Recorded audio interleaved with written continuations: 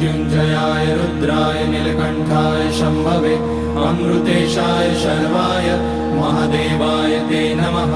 नमस्तेऽस्तु भगवन् विश्वेश्वराय महादेवाय त्र्यम्बकाय त्रिपुरान्तकाय त्रिकाग्निकालाय कालाग्निरुद्राय नीलकण्ठाय मृत्युञ्जयाय सर्वेश्वराय सदाशिवाय श्रीमान् महादेवाय नमः।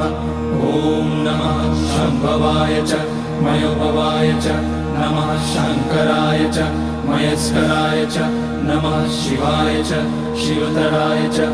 ॐ त्र्यम्बकं यजामहे सुगन्धिं पुष्टिवर्धनम् उर्वारुकमिव बन्धनान् मृत्योर्मुक्षीयमामृतात्। नागेन्द्रहाराय त्रिलोचनाय